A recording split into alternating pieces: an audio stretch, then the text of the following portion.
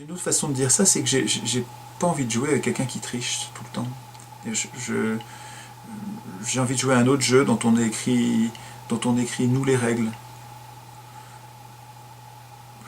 Je trouve que c'est plus malin de devenir constituant et d'arrêter de jouer avec des tricheurs et d'écrire nous-mêmes les règles du jeu qu'on veut jouer, du jeu social. Hein.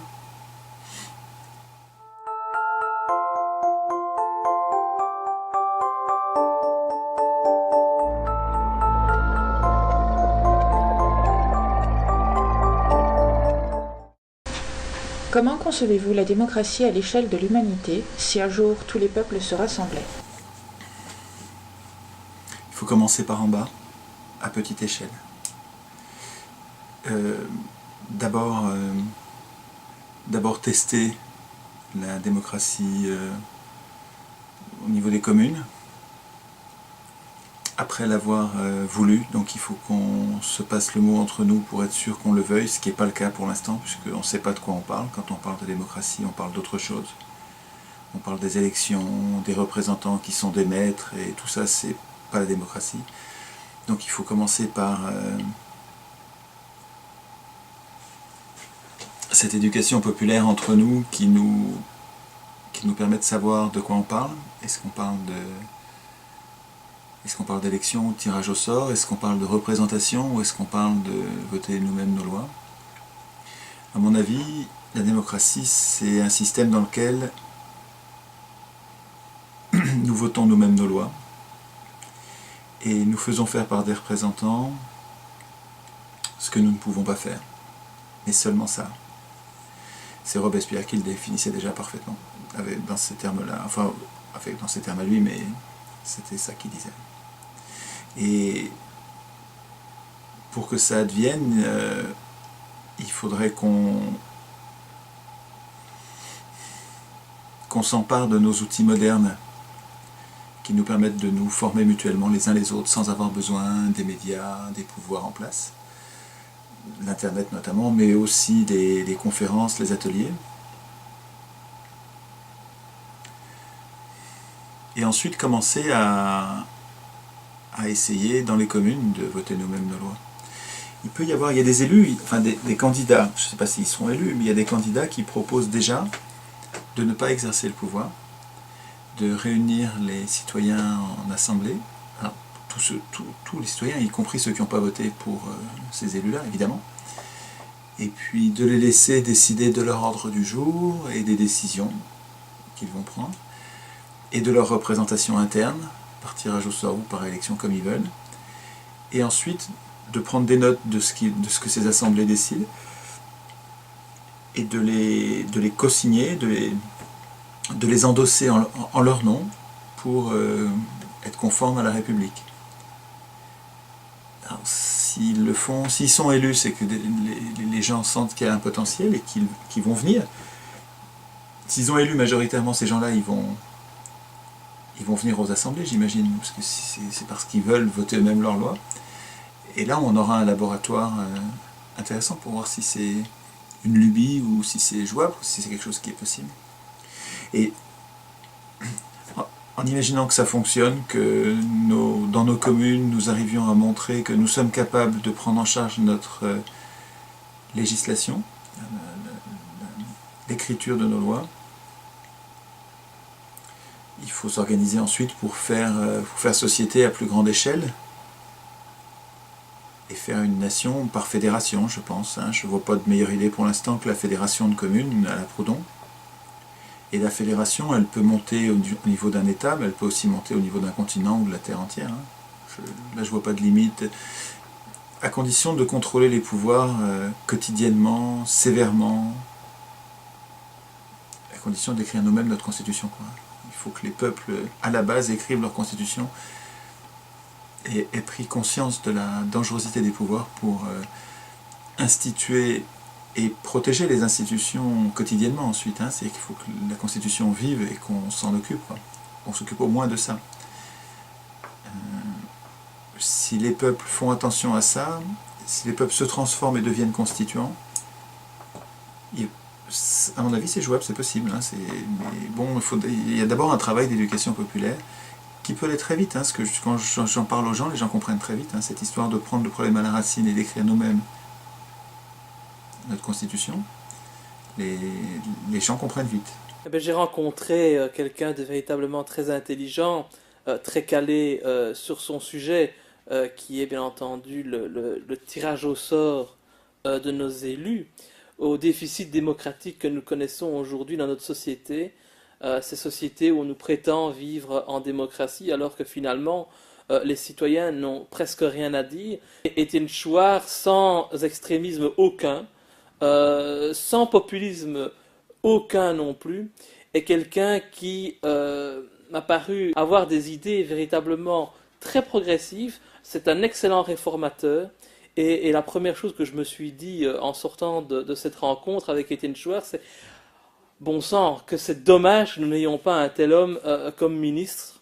Je vous avoue que bien souvent je m'ennuie dans ce Parlement en écoutant nos ministres qui blablatent à longueur de temps, qui utilisent des mots hyper compliqués, qui s'emberlificotent dans leur logique qui finalement n'en est pas une pour essayer de nous exprimer leur point de vue. Finalement, on ne comprend plus rien. Ce qui nous manque véritablement, c'est quelqu'un qui pense au bien commun et quelqu'un qui voit à très long terme. Parce que bien entendu, le projet qu'il défend est un projet de longue haleine. Ça ne sera pas réalisable en quelques semaines, en quelques mois. Et c'est pour ça qu'il faut collaborer ensemble. C'est pour ça qu'il faut faire passer nos idées au sein de la population et surtout encourager le peuple à aller dans cette voie-là en lui disant clairement que c'est un long chemin, que nous voulons révolutionner notre système en douceur, pas pour autant qu'il faut prendre les armes, révolutionner ce système en profondeur, en douceur, pour aller vers véritablement plus de démocratie et plus de respect des citoyens. J'ai réclamé un changement total de système, une sorte de révolution de notre système démocratique, soi-disant démocratique, pour le transformer en un système de tirage au sort de nos élus, pour éviter, bien évidemment, la corruption, le copinage, le fait de faire carrière en politique, donc de défendre des lobbies, des intérêts financiers, non plus le bien commun. C'est ce qu'on connaît aujourd'hui. Hein. Aujourd'hui, les parlementaires se refilent leur siège de père en fils quand ce n'est pas les postes ministériels.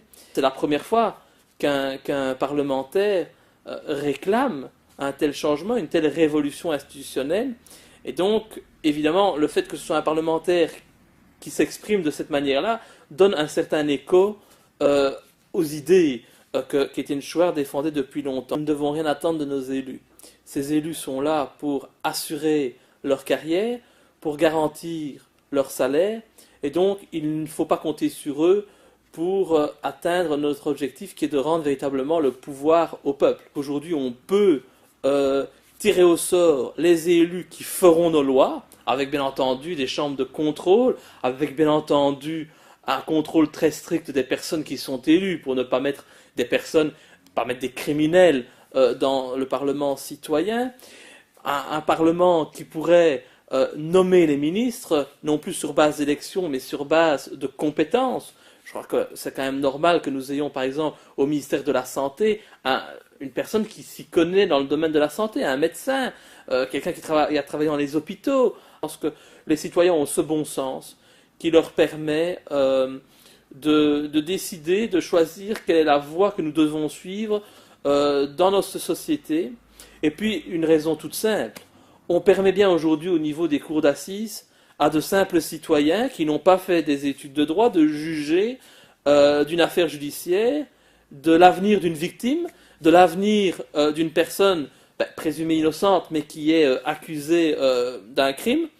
Et donc, si les citoyens sont aptes pour juger de l'avenir d'êtres humains au niveau de la cour d'assises, je ne vois pas pourquoi on ne pourrait pas leur donner la même responsabilité au niveau politique.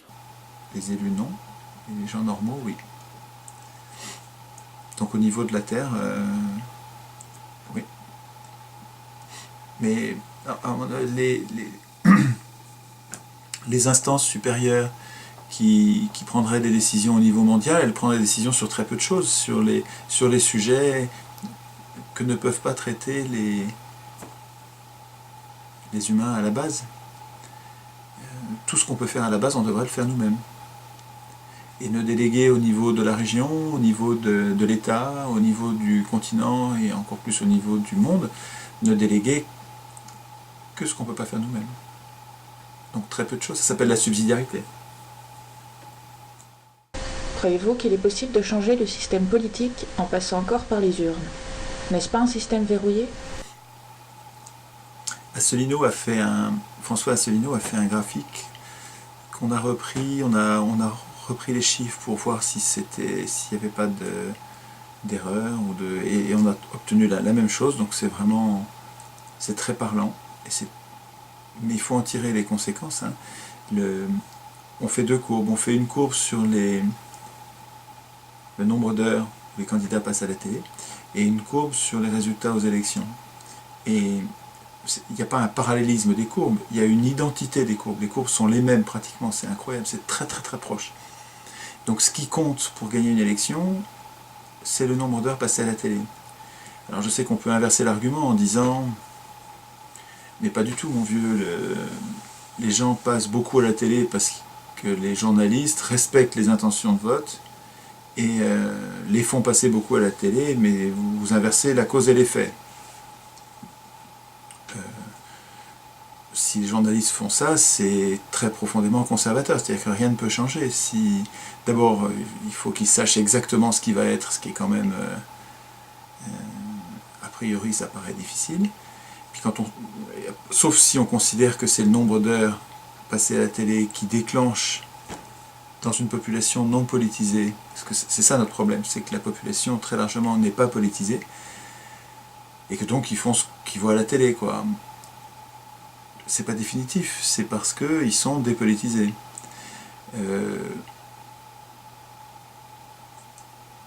Dans les deux cas, que ce soit les journalistes qui décident volontairement de le faire pour suivre les sondages, ou que ce soit les journalistes qui décident pour d'autres raisons et obtenir les résultats aux élections, dans les deux cas, c'est indéfendable.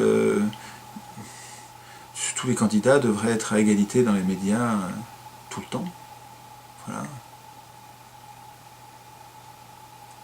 Enfin, il me semble. Donc la conséquence logique de cette observation est puissante. Hein. C'est que, enfin puissante, ouais, c'est-à-dire que ça change tout. Hein. Si l'élection ne peut être gagnée que par celui qui est passé beaucoup à la télé et que les télés sont appropriées par les plus riches ne feront passer à la télé, c'est ce qui se passe dans tous les pays du monde, hein. Les plus riches ne feront passer à la télé que les deux faux partis de gauche, faux partis de droite, hein, qui sont tous des partis au service des plus riches, qui sont tous les deux partis des plus riches, qui font la même politique, qui ont des différences de détails qui ne changent pas du tout l'ordre social, on devrait dire le désordre social, et donc les riches ayant acheté les télés et les journaux se débrouillent pour ne montrer à la télé et dans les journaux que principalement ceux qui vont être les principaux protagonistes. Ils montrent aussi à la télé 20% de temps et donc 20% de résultats, deux extrêmes. Chez nous c'est Le Pen et Mélenchon, mais bon, dans d'autres pays ils font la même chose pour donner une illusion de pluralité. Et auxquels les challengers croient probablement eux-mêmes. Probablement ceux qui ont 20% se disent je peux avoir 25, alors que s'ils ne passent pas plus à la télé, ils n'auront pas les 25. Et puis les tout petits partis n'auront rien et n'auront jamais rien puisqu'ils ne passeront pas à la télé. Donc le combat électoral, si cette analyse est bonne, peut-être que je me trompe, hein, mais si cette analyse est bonne, le combat électoral, il est totalement vain. Et j'ai une autre façon de dire ça, c'est que j'ai pas envie de jouer avec quelqu'un qui triche tout le temps. J'ai envie de jouer à un autre jeu dont on écrit nous les règles.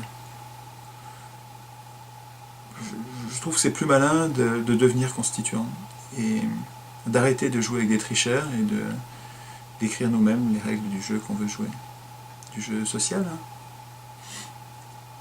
Jeu de société. Les instances dirigeantes n'en veulent pas, et très peu de citoyens en ont entendu parler. Quels sont les outils qui pourraient nous permettre de déclencher un tel changement de système? Comment contrebalancer le pouvoir des médias qui s'y opposent? Le meilleur outil que j'ai trouvé, et c'est vraiment un outil épatant, c'est l'atelier constituant. Alors, d'abord, j'ai expérimenté la conférence débat. Alors, c'est vachement intéressant ça, hein, ça fait progresser à toute vitesse, mais j'ai l'impression qu'une conférence, ça change pas, ça informe les gens, mais ça suffit pas à changer un comportement. On peut être très bien informé et ne pas changer son comportement. L'atelier constituant, il permet de montrer, donc c'est une réunion en plus petit groupe dans lequel j'invite les gens à écrire eux-mêmes, hein, ou plusieurs articles de constitution pour leur montrer que c'est possible. Des gens dont c'est pas le métier peuvent très bien écrire une constitution et que c'est beaucoup mieux. Justement quand c'est pas leur métier, quand c'est pas des pros de la politique, ils écrivent des tas de règles qui nous manquent. Donc en le faisant vraiment, j'ai l'impression qu'on laisse plus de traces. D'abord la démonstration est plus frappante, mieux faite, et ça doit laisser plus de traces. Je dis aux gens en les quittant, maintenant que vous avez fait le premier pas, continuez. Continuez sur d'autres sujets. Si vous avez besoin de moi pour que ça continue, c'est que c'est une mauvaise idée. Voilà, on s'est trompé. Si par contre vous arrivez à continuer et à devenir constituant, pratiquement, là on a un outil de contamination et de transformation sociale inédit. Je crois inédit dans l'histoire des hommes. Si on arrive à, d'une façon générale, massive, se politiser, mais non pas sur les conséquences, mais sur les causes, se politiser sur l'écriture nous-mêmes de notre propre constitution, là, il me semble qu'on a la possibilité. C'est quelque chose d'inédit qui peut tout changer. Dans le projet de constitution présent sur votre site apparaissent deux assemblées, l'une tirée au sort et l'autre composée d'élus. Pourquoi mélanger ces deux modes de scrutin? Cela n'encourage-t-il pas le maintien d'une caste de politiciens professionnels? Alors, dans les deux cas, que ce soit une chambre élue ou une chambre tirée au sort, on est dans la représentation. C'est-à-dire que le peuple ne vote pas lui-même ses lois. Dans les deux cas, même quand la chambre est tirée au sort. Quand la chambre est tirée au sort, c'est une petite partie, une toute petite, une infime partie des gens qui vont voter les lois. Donc dans les deux cas, on est dans un schéma, un régime de représentation. Ce qui est, à mon avis, c'est déjà plus une démocratie. Hein. Une démocratie, c'est le peuple lui-même qui vote ses lois, commune par commune. Si ça se trouve, c'est un bon système, le système de représentation. Simplement, ce qu'il faut, c'est que les représentants soient contrôlés, c'est que les représentants restent à leur place de serviteurs, ne deviennent pas des maîtres. Il y a encore une très belle citation de Robespierre, qu'on mettra peut-être en incrustation après, mais qui explique que l'essentiel de nos maux vient du fait que nos élus se sont affranchis de tout contrôle et sont devenus des despotes, des dictateurs, des tyrans. Des tyrans qui décident tout à notre place. Je ne suis pas sûr que ce soit une fatalité liée à la représentation. J'arrive à imaginer une représentation politique tellement contrôlée par nous à tout moment que elle ne soit pas despotique. Alors,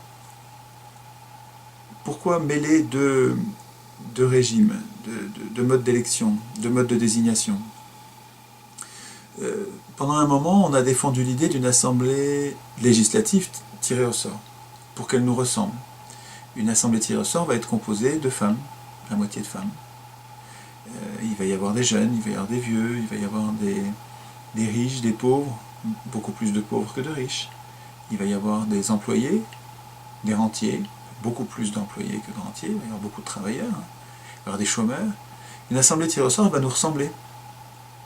Ça va être, si on en prend suffisamment, il en faudrait 1000 ou 1200 peut-être pour la France. Cette assemblée, elle va être une espèce de mini-France. Donc l'intérêt de l'assemblée tirée au sort, c'est de composer une micro-société représentative qui nous ressemble et dont on peut supposer, parce qu'elle nous ressemble, que ces décisions seront moins éloignées de notre volonté réelle à nous tous en grandeur nature qu'une micro-société de vieux, blancs, riches, professionnels de la politique, hors contrôle, qui sont les assemblées actuelles, qui n'ont rien à voir avec la société, rien. Ce ne sera pas parfait, mais ce serait mieux. Et puis, en parlant, autour de nous, on s'est aperçu que ça crée des résistances. Les gens ne sont pas prêts à lâcher la proie pour l'ombre et à abandonner cette illusion de l'élection. Parce qu'il y a une illusion dans l'élection. On te dit, tu es le souverain. Tu peux désigner toi-même le représentant de la nation. C'est toi le souverain, c'est toi qui désignes. Et là, on flatte notre orgueil et les gens y tiennent. Ils tiennent comme dernier truc, dernier rouage politique qui est à leur disposition. Si on le perd et qu'il y a du tirage au sort à la place, ils ont l'impression qu'ils vont devenir plutôt plus impuissants que moi, alors que, à mon avis, avec une chambre tirée au sort, ils seraient mieux défendus qu'avec une chambre élue. En tout cas, ils y tiennent. À tort ou raison, ils y tiennent. Et comme ils y tiennent, c'est beaucoup plus facile, si on accepte ce compromis, d'avoir 2 chambres, une élue et une tirée au sort. Là, les gens acceptent beaucoup plus. C'est vrai que c'est moins dangereux, puisqu'on garde notre Assemblée nationale. Il n'y a que le Sénat qu'on remplace, le Sénat qui ne sert à rien, qui est une chambre qui est hors de prix et qui bloque tous les projets de modification. Enfin, une bande de gens qui sont là pour vivre dans la fortune, quoi. Hein. Et on remplacerait ce Sénat par une chambre tirée au sort. Et ça, les gens arrivent à accepter l'idée plus facilement. C'est donc l'idée de mélanger les 2 chambres est un compromis avec on peut imaginer qu'il y ait le bon côté des 2. Pour voter une loi, il faudrait l'accord des 2 chambres. Et en ayant 2 chambres désignées différemment, on pourrait dire que les professionnels de la politique étant des vieux croutons de la politique bien rodés, bien plus aptes à se défendre contre les manipulations, peut-être c'est ça l'argument. Il faudrait faire le tour des arguments pour une chambre élue. Enfin, moi, je vais être un mauvais avocat parce que je trouve qu'il y a plutôt beaucoup d'inconvénients, mais bon, c'est vrai qu'on peut retrouver quelques avantages au moins théoriques à l'élection d'une assemblée. On pourrait les lire sans candidat. Ah, ça changerait tout. Une assemblée élue, mais pas parmi les professionnels de la politique, où chacun d'entre nous arriverait à désigner autour de lui des gens qui ne sont pas candidats, qui ne veulent pas le pouvoir, mais que nous considérons, nous librement, nous considérons qu'ils sont bien. Alors ça fait une chambre élue qui n'a rien à voir avec notre chambre élue actuelle. Alors là, on aurait vraiment le meilleur des deux systèmes. Une chambre élue sans candidat et une chambre tirée au sort. Ça paraît une voie pour tout changer en bien, vraiment. On continuera à faire des erreurs et ce ne sera pas parfait, mais ça devrait être vraiment mieux par rapport à l'intérêt général. Ce sera beaucoup plus facile de contrôler les banques avec un bicaméralisme comme celui-là. Mais dans les 2 cas, c'est de la représentation et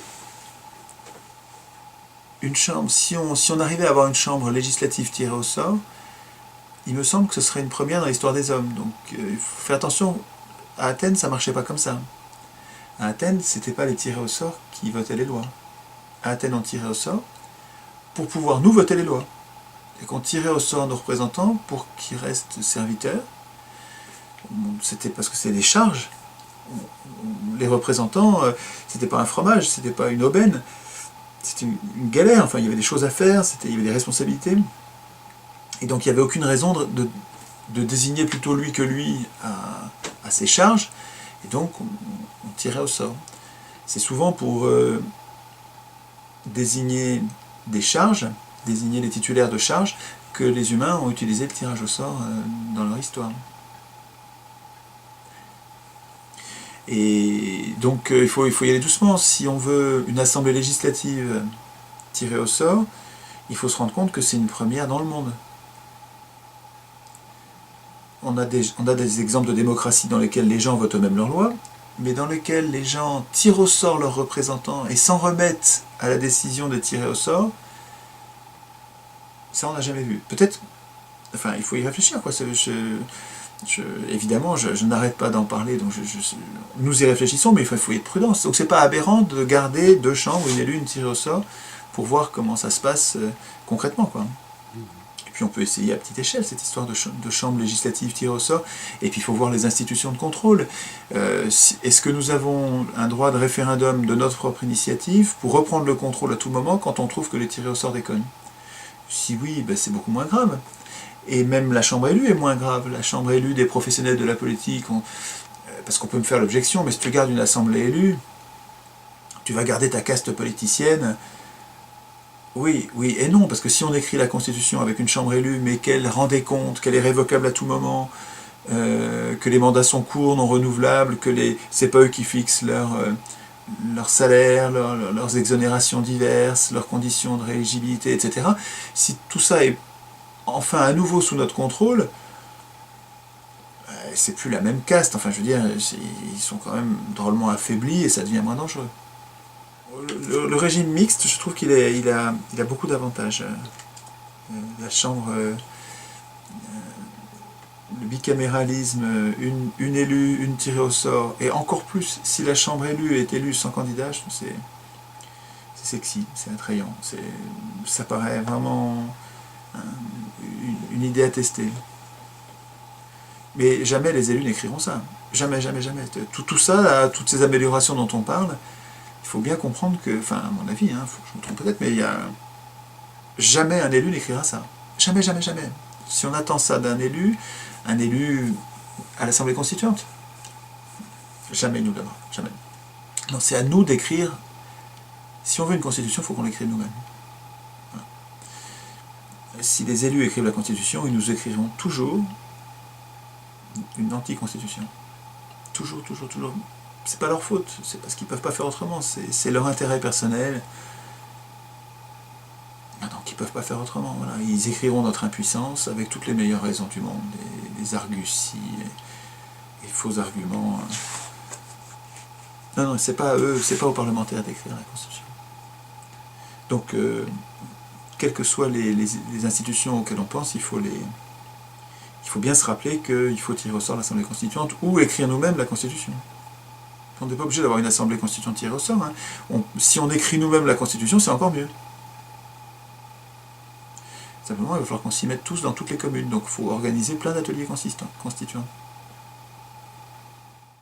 Pourriez-vous envisager la création d'une chambre de discussion dédiée à l'abolition des lois ou à la saisie d'une assemblée pour la modification des lois? C'est rigolo ça. Une assemblée pour détruire les lois qui sont en trop. Ça c'est rigolo. Pour l'instant dans notre constitution, ce qu'on a mis c'est pendant une période transitoire. Le problème c'est l'inflation législative qui crée une insécurité juridique majeure. Nous avons trop de lois, trop de normes et on a besoin de professionnels du droit pour s'en sortir. C'est très dangereux, ça favorise les riches qui ont les moyens de se payer les conseillers juridiques et ça défavorise les pauvres qui n'ont pas ces moyens et qui se font avoir à tous les coups.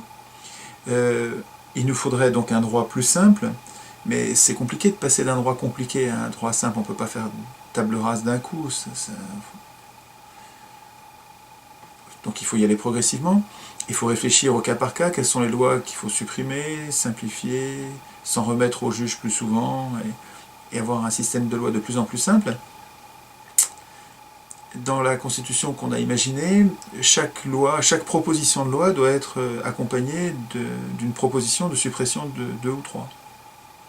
Et vous voulez une nouvelle loi, ok, mais quels sont les 3 qu'on va supprimer? Pour qu'à chaque fois qu'on en crée une, il y en ait 2 qui disparaissent. Là, ça force les législateurs à non seulement réfléchir aux droits qui nous manquent, mais à réfléchir aux droits que nous avons en trop, aux lois, aux droits en général, au singulier, aux normes qui sont surnuméraires. Alors avoir une chambre qui réfléchisse uniquement à ça, pourquoi pas? Oui, pourquoi pas? Je n'ai pas réfléchi à ça, l'idée apparaît, c'est pour ça rigolo. La chambre de suppression des lois. C'est vrai qu'on en a tellement que peut-être il faudrait qu'elle ait la possibilité d'en appeler au référendum quand il y a un conflit d'organes, si elle rentre en opposition avec les organes qui ont produit les normes qu'elle veut détruire, probablement qu'elle puisse en appeler au peuple pour trancher ce genre de différends. Que pensez-vous de la désobéissance civile? Thoreau. Thoreau, T-H-O-R-E-A-U, était le premier à refuser de payer ses impôts parce qu'il savait qu'on allait faire la guerre, je crois que c'était au Mexique, avec ses impôts, et donc il a fait de la prison pour ça, et il a lancé un mouvement qui s'est inspiré de cet acte de désobéissance pour des raisons morales. Une belle histoire, et c'est d'actualité, hein. Quand notre pays part en guerre, on se dit, mais attends, moi je veux pas que mes impôts servent à aller balancer des bombes à la Libye, à la Syrie, sur les populations. Je veux pas. Et comment faire? Le problème aujourd'hui, c'est que si on ne paye pas ses impôts, on va en prison. C'est juste, c'est simple, hein, ça. Donc la désobéissance civile, pour l'instant, elle est réduite à des choses, des actions qui ne changent pas grand-chose, quoi. Je suis peut-être trop sévère, je ne connais peut-être pas assez bien le sujet. Bon, j'ai quelques bouquins sur la désobéissance civile. Le problème, c'est qu'on est déjà dans un piège très avancé où on jette en prison trop facilement déjà, hein. C'est incroyable, il y a beaucoup trop de monde dans les prisons, quoi. Donc désobéissance civile, oui, enfin il faut beaucoup de courage, quoi, hein. Et tu vas finir en prison. C'est vrai qu'il faut être nombreux. Si on est nombreux, ce sera plus difficile de nous jeter en prison, ça veut dire qu'il faut s'organiser. Mais, encore une fois, quand tu décides de désobéir à une mauvaise loi, une loi scélérate,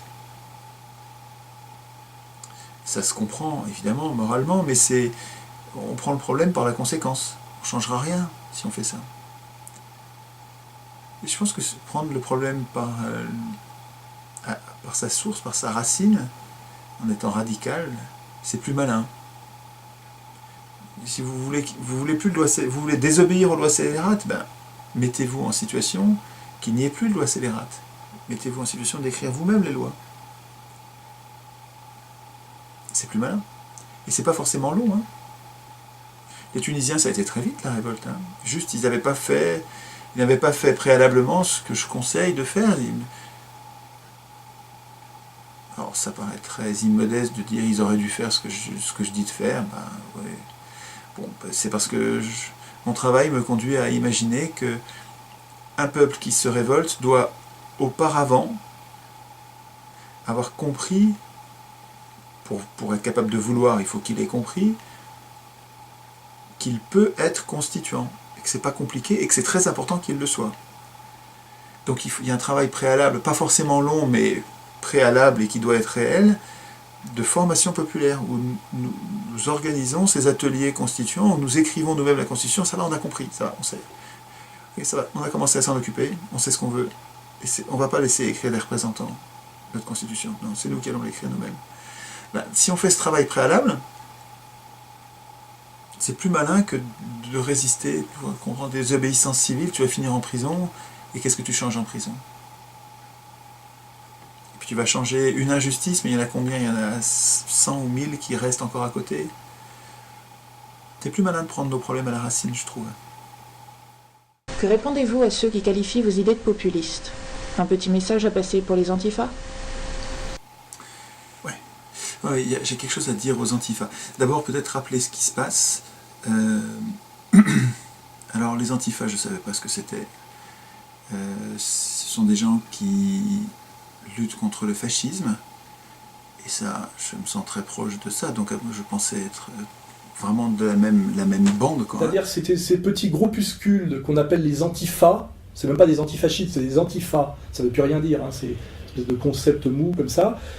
Asselineau a expliqué récemment, je l'ai dit plusieurs fois, ce qu'étaient aujourd'hui les antifas. C'est une poignée de crétins à la base pris dans le vivier, adolescent, lycéen, post-lycéen, universitaire, sciences molles, voire punk à chien, hein, sous contrôle, à mon avis, des éternels réseaux trotskistes qui ont fait chuter De Gaulle après son discours de novembre 67 par mai 68. Enfin, on est toujours dans la même manip. Et Asselineau nous explique bien que quand on recherche les financements, ça passe par la Hollande et qu'on arrive directement à la CIA. Hein, voilà. C'est démontrable de A à Z. Je résiste évidemment au fascisme, moi aussi, et je crois qu'on est très nombreux dans ce cas-là. Donc ce sont des gens jeunes, j'ai l'impression, enfin, je sais pas, puisque je ne connais pas leurs noms, ils sont anonymes, et on ne les voit jamais.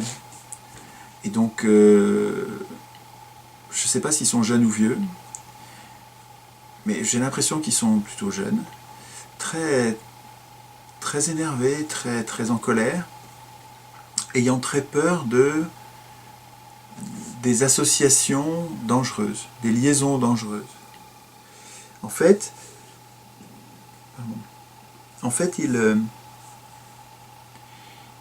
ils associent les résistants, ils associent les acteurs politiques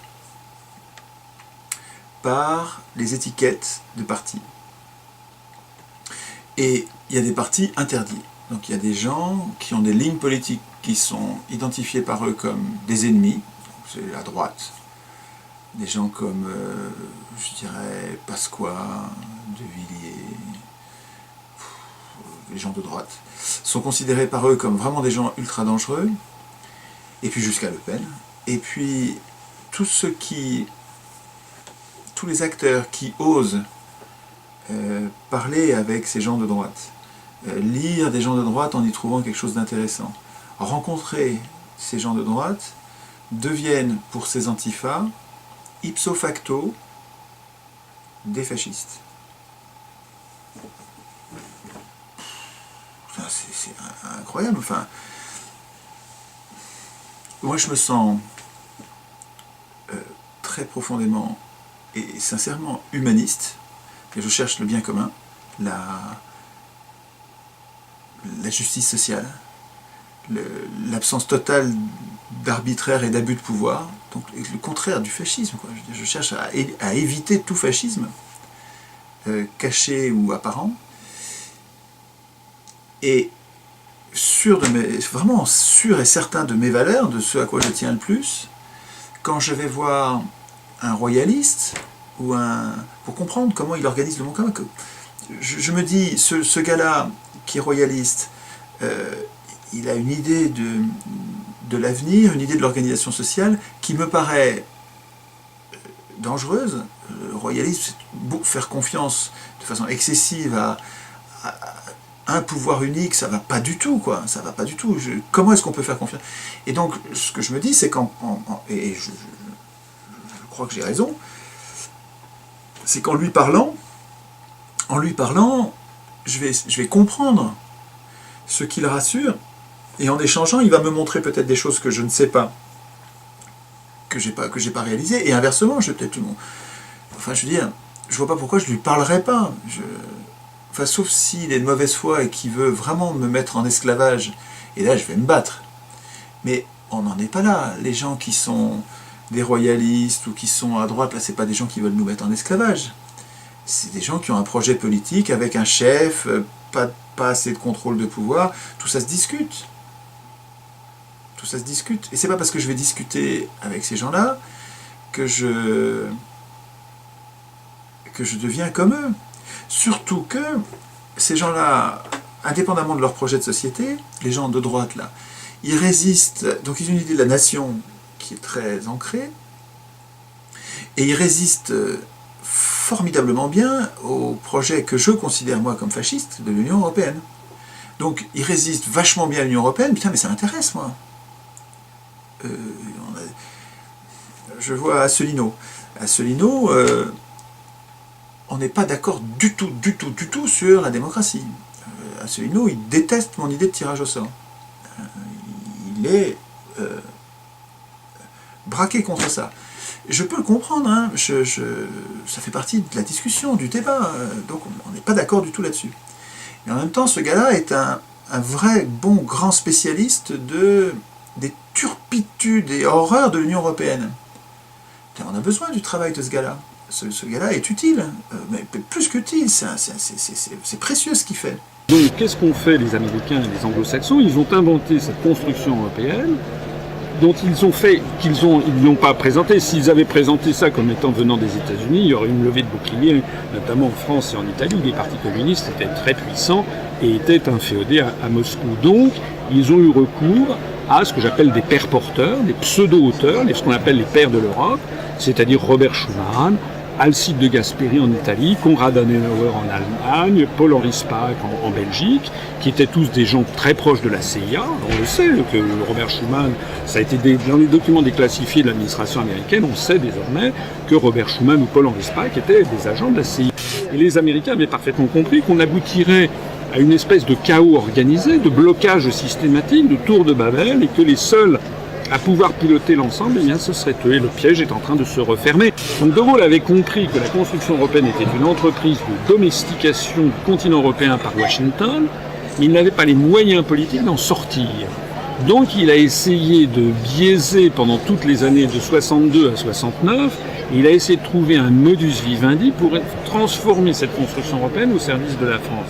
Il a fait payer les Allemands, ça a été la création de la politique agricole commune, et il a mis son veto absolu à l'entrée de la Grande-Bretagne, parce qu'il disait que ce serait le cheval de Troie des États-Unis. Dès que De Gaulle a dégagé de l'Élysée, Pompidou l'a trahi, il est allé au sommet de la Haye de décembre 69 pour confirmer que la vocation du Royaume-Uni a entré dans la Grande-Bretagne. Résultat des courses. En 1962-63, 80% des documents de la Commission européenne, qui était encore très embryonnaire, était en langue française. En 2012, plus de 90% des documents sont en américain. Et oui, parce qu'en 1962-63, l'anglais n'était pas une langue officielle de l'Europe des six. Il n'y avait que 4 langues officielles, le français, l'allemand, l'italien et le néerlandais.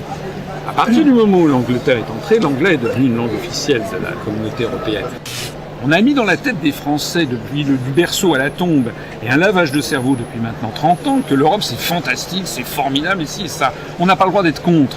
Mais concrètement, nous avons affaire à une procédure qui est en train de nous faire basculer effectivement, dans un régime de totale dictature. D'ailleurs, qu'est-ce que c'est que M. Papademos en Grèce? C'est un dictateur au sens étymologique du terme. C'est-à-dire quelqu'un qui a été nommé par Goldman Sachs et la Commission européenne, en remplacement de quelqu'un qui avait été élu par les urnes, qui était M. Papandréou. La même chose s'est produite en Italie, où M. Berlusconi, je ne suis pas là pour défendre Berlusconi, mais il était sorti des urnes, si j'ose dire. Aucun scandale de mœurs, aucun scandale financier n'en était venu à bout. Il a suffi que l'oligarchie décide de pointer le pouce vers le bas, vous savez, comme les empereurs romains. M. Berlusconi a été éjecté dans la semaine, et on l'a remplacé par quelqu'un élu par personne, M. Mario Monti, qui a été sélectionné par la Commission européenne et par Goldman Sachs. Nous avons affaire dans un cas comme dans l'autre à exactement ce que l'on appelait des dictateurs à l'époque antique. Donc nous sommes bien, j'insiste, ça n'est pas une formule de style, ça n'est pas une exagération stylistique. Nous sommes dans un processus de dictature. L'Europe, la construction européenne est une dictature au sens étymologique du terme. En 2005, 55% des Français ont voté non. On leur a imposé quand même ce bobard monstrueux de la propagande qui vous dit que si on sortait de l'Union européenne, nous nous isolerions. C'est le contraire qui est vrai. C'est en ce moment que nous sommes en train de nous isoler du monde. Parce que lorsque vous avez des amis qui sont latino-américains, russes, arabes, indiens, chinois, japonais, ils vous disent quoi? Ils vous disent, mais qu'est-ce que vous êtes en train de devenir la France? Vous êtes devenu un satellite des États-Unis, vous êtes un domestique de Washington. Où est passée la France que nous aimons? Où est passée la France de De Gaulle? Et je devrais rester à l'écart d'Asselineau parce qu'il est de droite, mais j'en ai rien à foutre. Le fait de discuter avec un gars de droite ne fait pas de moi un gars de droite. Alors, ce que je voudrais dire aux antifas, c'est qu'ils se trompent sur moi. Et ils se trompent, enfin, ils ont une méthode qui est vraiment pas bonne, quoi, qui est une espèce d'amalgame. Alors, ils se plaignent de la confusion que je crée. Il paraît que je crée une confusion en allant voir les gens de droite, en les écoutant et en disant « Tiens, ça, ce qu'il a dit, c'est intéressant ». Je sèmerai la confusion. J'essaie de me faire l'avocat, hein, de retrouver ce qu'ils disent de moi, les antifas. Je sèmerai la confusion parce que ça voudrait dire qu'il n'y a plus de droite, plus de gauche. Et que finalement, je suis en train de devenir de droite, quoi. En mélangeant tout, en mettant de la boue dans de l'eau, l'eau devient boueuse, il n'y a plus... c'est précisément cet amalgame qui sème la confusion, qui mélange tout, qui n'arrive plus à distinguer. Je trouve que c'est le monde à l'envers, c'est-à-dire que précisément ceux qui m'accusent de confusion sont ceux qui la sèment. Alors qu'on pourrait très bien distinguer, c'est facile de distinguer ce qu'il y a entre Asselineau et moi. Je veux dire, je cherche la démocratie véritable, et Asselineau, il cherche la démocratie représentative. Ça n'a quand même vraiment rien à voir. Donc c'est très distinct, mais on est capable d'en parler sans se détester. Voilà, on sait qu'on a des projets de société différents, et il y a des points communs. Pour l'instant, on est en train de se faire emprisonner dans un piège politique de la soi-disant Union, soi-disant européenne, qui est une catastrophe, une vraie catastrophe antisociale. C'est épouvantable ce projet qui nous condamne au chômage, hein, et bientôt à la guerre. Hein. Enfin, je ne développe pas. C'est bien de pouvoir échanger nos points de vue là-dessus.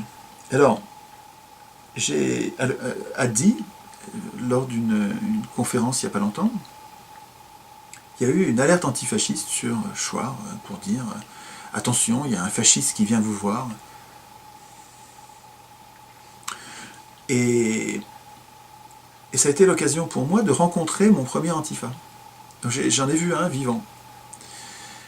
Et donc c'est vachement intéressant, moi parce que je les ai invités à venir débattre, venez voir qui je suis, venez en parler, venez exprimer un par un les griefs, les reproches que vous me faites, et puis on va voir, est-ce que c'est vrai, est-ce que c'est pas vrai, est-ce que vous avez raison d'avoir peur, pas raison, et ils veulent pas en entendre parler, Chouard est un facho, c'est terminé.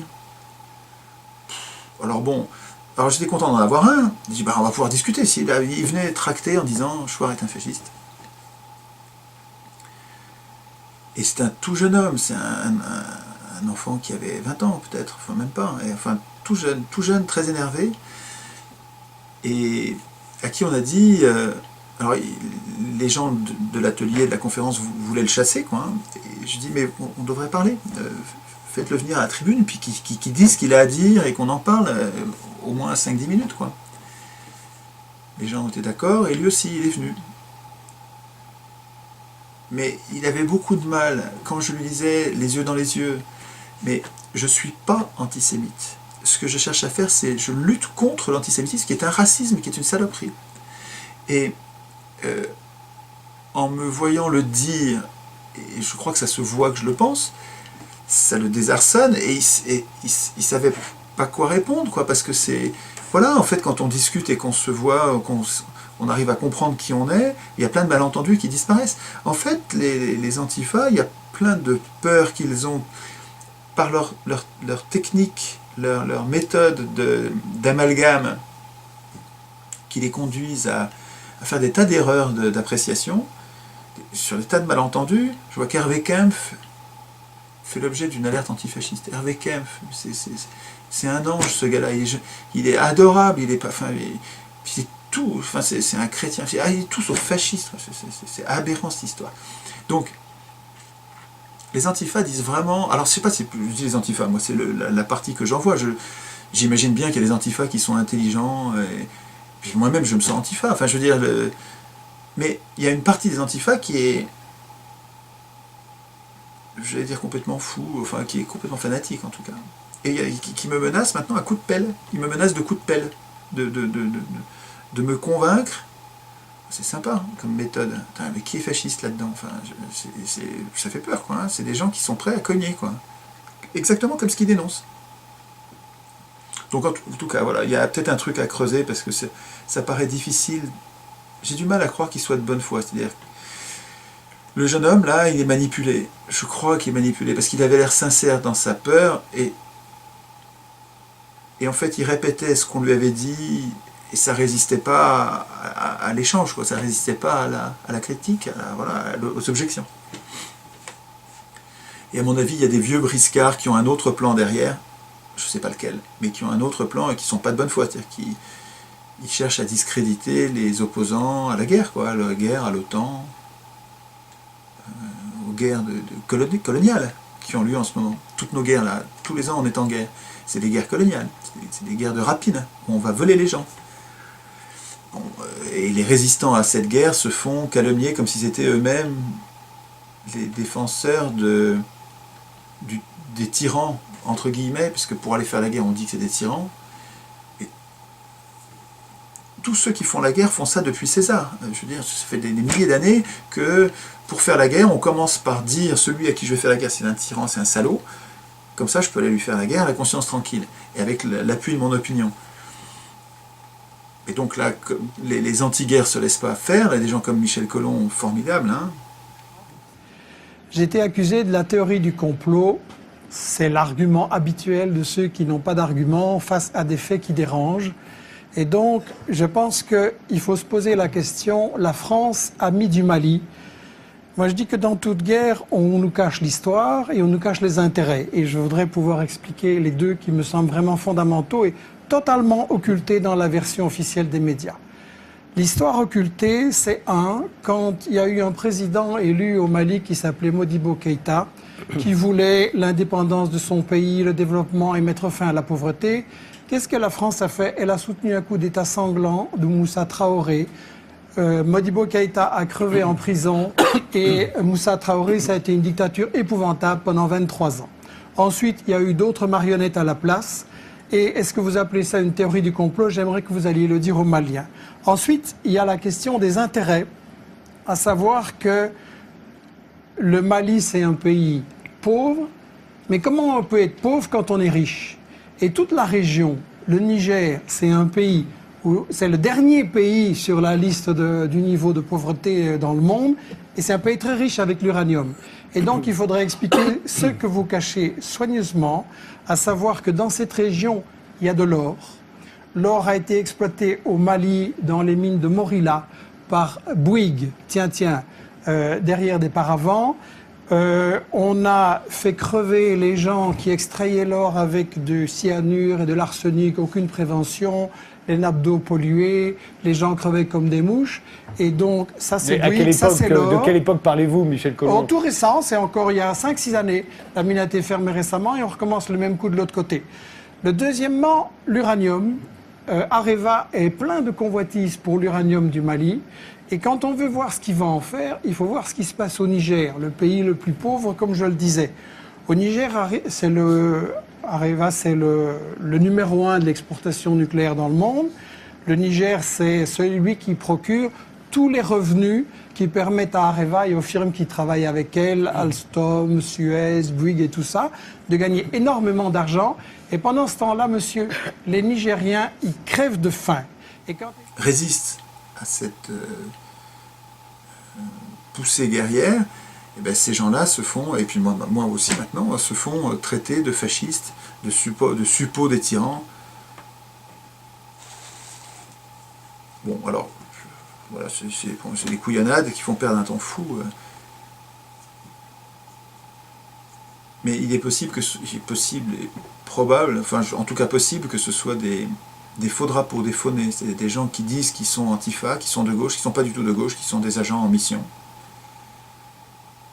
au service secret de Sa Majesté la banque, par exemple. Parce que si la banque voulait se débarrasser de nous, elle pourrait faire comme ça, ce serait malin.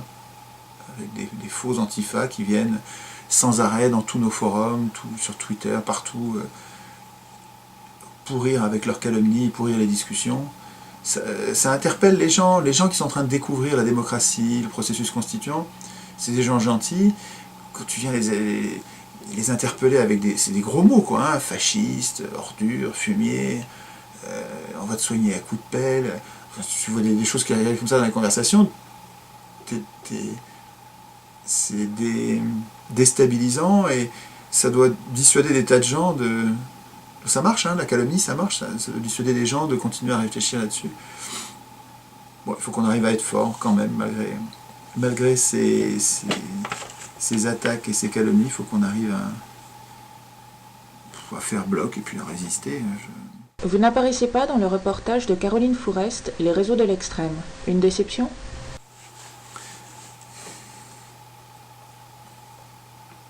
C'est vrai que l'accusation de complotisme, de conspirationnisme, de populisme, et puis maintenant le fascisme, comme elle se met à toucher des gens bien, des gens comme Michel Colomb, Hervé Kempf, ou moi, j'ai l'impression d'être quelqu'un de bien, immodestement, mais bon. On a l'impression que c'est en train de devenir une légion d'honneur, quoi. Ils sont en train de tellement dénaturer le mot, de l'utiliser à contresens, que on n'en a même plus peur, quoi. C'est... Bon alors, Caroline Fourest, c'est dommage qu'il se passe sur ça. Bon, je me souviens avoir écouté cette dame-là, écouter des choses très intéressantes, hein. Des combats tout à fait défendables. Pardon, mais cette dérive anti-complotiste, anti-dénonciation des complots, elle pourrit complètement tout le débat, quoi, je veux dire. Comme s'il n'y avait pas de complot, quoi, je veux dire. Ce qu'il aurait fallu dans ce documentaire de Caroline Fourest, il aurait fallu qu'il y ait une vraie discussion où elle se fasse un peu contredire, quoi. Elle accepte elle-même d'être contredite, parce que j'imagine qu'elle se doute bien qu'elle n'a pas raison sur tout. Et si elle avait laissé quelqu'un lui répondre vraiment, on aurait mieux vu certaines forces dans ce qu'elle dit, mais des faiblesses considérables, quoi. Donc c'est un truc à charge qui n'a pas beaucoup d'intérêt, parce que... Oui, non, j'étais pas déçu. Moi, ça m'est égal, en fait. Comment décryptez-vous la situation en Islande? Est-ce une bonne voie vers la vraie démocratie?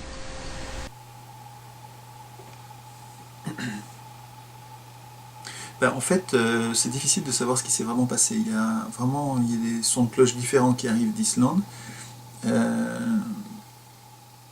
Il y a le personnage conceptuel de l'Islande, c'est-à-dire qu'il y a le mythe,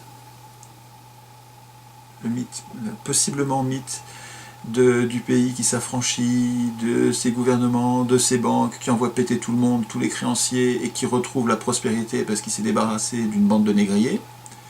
Alors ça, le personnage conceptuel est sympa, et puis comme ça a marché, ça nous donne de l'espoir.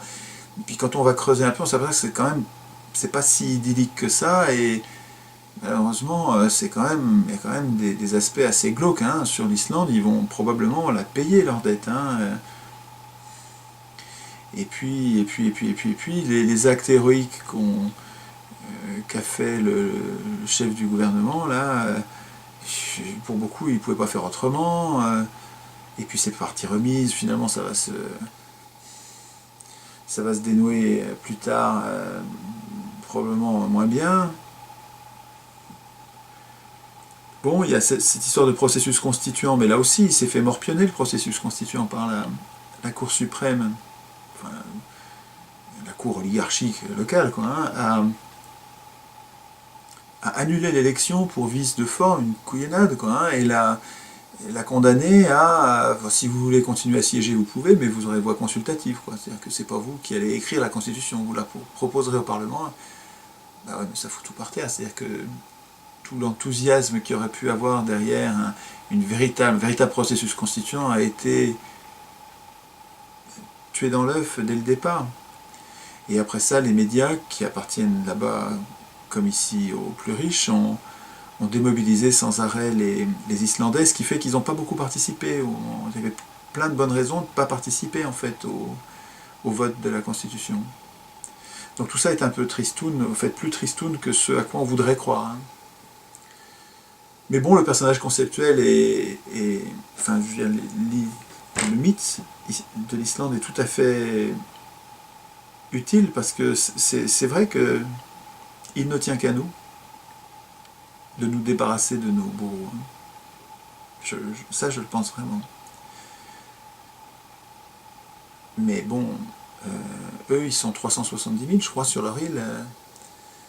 Ça doit être plus facile d'atteindre la masse critique pour renverser un gouvernement. Donc je fais attention, je sais qu'on ne sait pas tout. Les controverses nous aident à y voir clair sur l'Islande, mais nous aident, on n'y est pas encore. Vous étiez à un certain moment complètement désabusé et découragé par l'indolence de vos concitoyens. Qu'en est-il aujourd'hui? Bon, continue, c'est cyclique. Il y a des jours où je me dis qu'on n'y arrivera jamais, et puis d'autres où je me dis c'est formidable, il y a tellement de gens bien que on va finir par y arriver. Donc c'est cyclique, ça continue à être cyclique.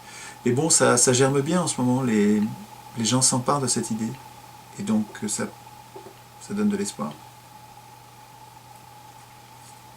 Mais bon, l'alternance, découragement, enthousiasme, ça continue bien sûr. Mais bon, je reçois plein de courriers très, très chauds, très chaleureux, quoi. Vraiment des gens qui écrivent des choses très, très sympas et optimistes, et des bons signes. Je reçois beaucoup de courriers. À quand un livre? Alors, normalement, aujourd'hui, c'était le premier jour. Normalement, j'ai commencé, mais ça fait longtemps que je sais que je dois écrire un bouquin pour cette discipline que ça va m'imposer.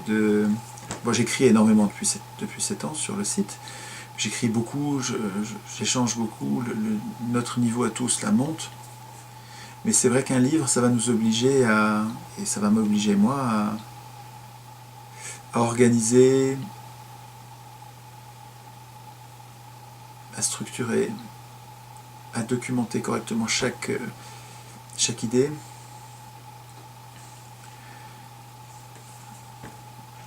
Mais il faut un temps fou. Là, moi, je suis complètement débordé. Et depuis 2 ans, je suis en conférence tout le temps. Conférences, échanges, débats, ateliers, sans arrêt, entretiens. Et j'avais essayé l'été dernier de m'isoler un peu, et puis je suis pas arrivé. L'ordinateur c'est comme un aimant, c'est terrible, hein, parce que comme on y progresse, c'est un aimant parce que c'est vachement intéressant.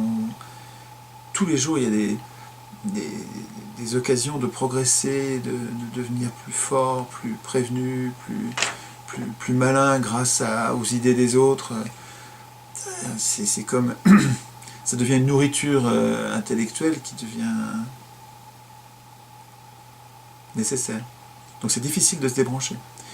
Et alors l'addition des deux, cet emploi du temps trop chargé et l'attraction quotidienne du site et des différentes parties de mon site, on fait que je ne suis pas arrivé. Mais là, ça fait 3 mois que je dis non à toutes les propositions. Il y en a plein, tous les jours, plusieurs fois par jour. Je dis non, excusez-moi, mais pendant quelques mois, il faut que j'arrive à me libérer. Et la première période sans conférence, là, ça commence, et puis de vacances scolaires, ça commence maintenant. Donc là, il faudrait vraiment que cette fois-ci, j'ai plus d'excuses, et puis il faut vraiment que je m'en occupe vite, quoi. Simplement, j'ai tellement de choses à dire que c'est vraiment compliqué à organiser. Je ne sais pas si je vais faire un tout petit bouquin pamphlet au vitriol, rapide, tonique, mais peu documenté, enfin léger, quoi, par la force des choses, ou bien un essai plus consistant, plus charpenté, très documenté, avec une grosse biblio. J'ai une biblio que je voudrais, une biblio explicitée, où chaque bouquin, je ne me contente pas de le citer, mais je voudrais expliquer aussi en 3, 4, 5, 6, 10 lignes pourquoi c'est un livre important, quelle est sa thèse et son originalité, et le lien avec les autres. Et ça, c'est un gros boulot, quoi. Je suis très en retard sur la biblio. 1000 ou 1200 bouquins de retard sur la biblio. Donc, oui, il faut que j'écrive un bouquin. C'est dans les tuyaux. J'espère que ça va bien se passer. J'espère que ça va se passer. En conclusion, l'idée la plus importante en ce moment,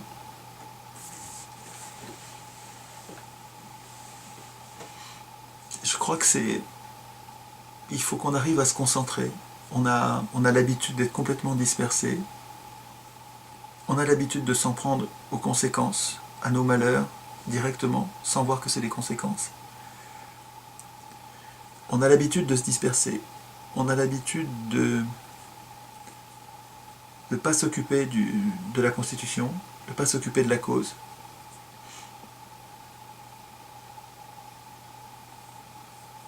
Et il me semble que nous pouvons tout changer si nous nous concentrons là-dessus, mais il faudrait se concentrer. Se concentrer sur la contagion. C'est-à-dire qu'il faut qu'on soit plus nombreux. Il faudrait qu'on arrête de perdre son temps avec autre chose et qu'on organise dans notre quartier, toutes les semaines, un atelier constituant. On y va, on s'y colle, on écrit la Constitution, et là on s'aperçoit dans la pratique que c'est vraiment, si on arrive à régler ce problème-là, si on arrive à prendre les problèmes par ce bout-là, on les prend par le bon bout. Ça va tout changer. Mais il faut qu'on les organise, ces ateliers constituants, partout, dans toutes les communes du pays, quoi, et du monde. Il ne faut pas que ça se limite à la France. Hein. Il faut qu'on écrive partout des constitutions, non pas pour écrire les constitutions, on n'en est pas encore à ce stade-là, c'est pour nous préparer à vouloir l'écrire nous-mêmes au moment de la prochaine révolte. Donc il faudrait faire des ateliers constituants partout. À mon avis, c'est ça le plus important du plus important en ce moment. Et puis rester en contact pour se tenir au courant de comment ça se passe. Mais rester un peu désorganisé pour que ce soit... Si c'est bordélique, on est plus difficile à attraper. Et à dévaster. S'il y en a partout, de façon désorganisée, des virus là, qui sont contagieux, s'il y en a partout, sans qu'il y ait un parti ou un chef, ça se répand. Ça paraît bordélique, c'est bordélique, mais c'est une force, parce on est insaisissable. Sinon, ils vont nous voir venir, là. Il y a un proverbe chinois terrible qui dit « Il faut laisser pousser la mauvaise herbe pour mieux la sarcler ». Je le trouve redoutable, c'est un proverbe de voleur de pouvoir, ça. Mais bon, un homme averti en vaut deux, si on le sait, on fait attention à ne pas être trop facile à couper, quoi.